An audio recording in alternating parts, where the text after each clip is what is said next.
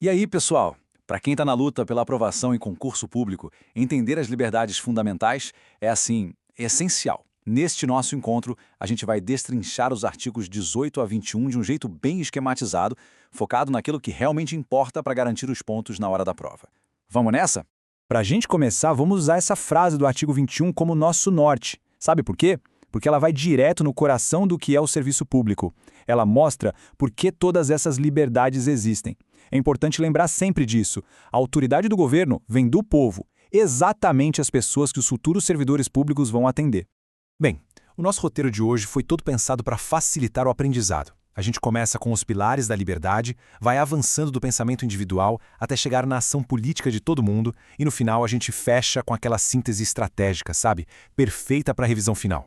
Então vamos começar a construir esse conhecimento. A grande sacada aqui é entender como esses direitos progridem de forma lógica. Tudo começa lá no nosso mundo interno, no pensamento, e vai se expandindo até chegar no nosso papel na sociedade.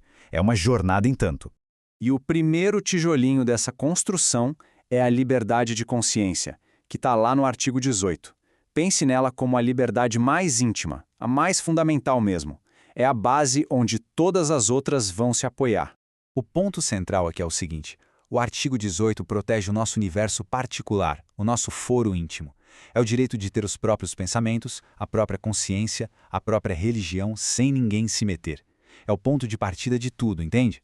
Agora, muita atenção aqui, porque é nesses detalhes que as bancas de concurso adoram pegar a gente. O direito não é só ter uma crença. Ele se desdobra. É também poder mudar de crença e, claro, manifestar essa crença. E se liga nos detalhes, sozinho ou em grupo, em público ou em privado. Cada um desses termos pode ser o diferencial em uma questão de prova. Fica a dica. Certo. Uma vez que a pessoa tem as suas convicções lá dentro, qual que é o próximo passo lógico?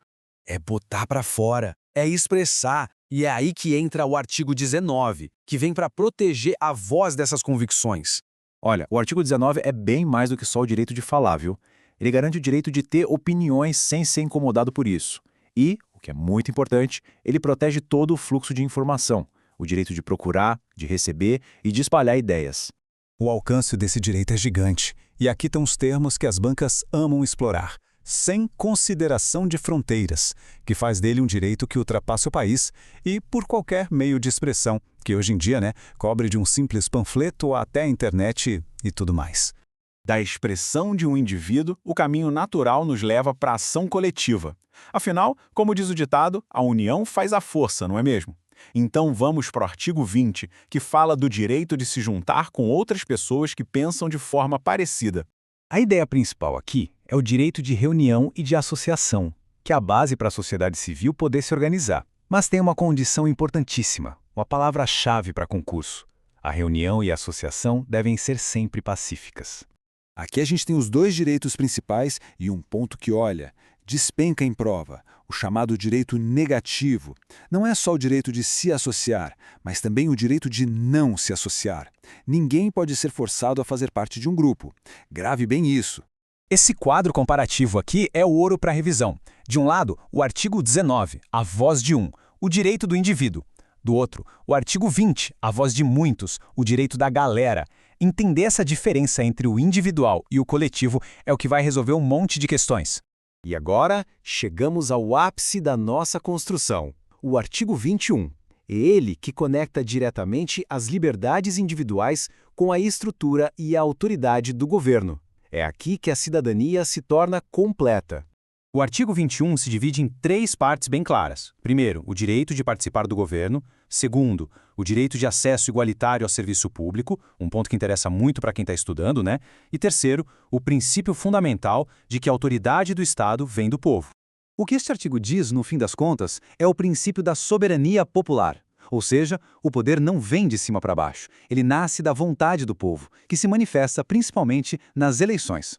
E para essa vontade do povo ser legítima, o artigo coloca algumas regras claras para as eleições. E esses detalhes são cruciais para a prova. As eleições têm que ser honestas, periódicas, por sufrágio universal e igual e com voto secreto. É preciso memorizar essas características.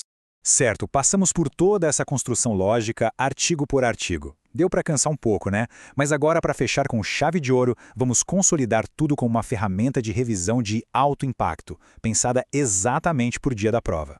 Vamos amarrar tudo com este resumo final. A lógica é bem simples, é associar cada artigo ao seu direito principal e às suas palavras-chave. Artigo 18, consciência. Artigo 19, expressão. Artigo 20, associação. E artigo 21, participação. É esse esquema que vai fazer o conteúdo grudar na mente. E para a gente terminar, eu deixo esta reflexão, que conecta todo esse conhecimento com o grande objetivo de quem está aqui. Pensando em tudo que a gente viu, de que maneira a futura atuação no serviço público pode proteger e fortalecer cada uma dessas liberdades no dia a dia. Fica aí a provocação.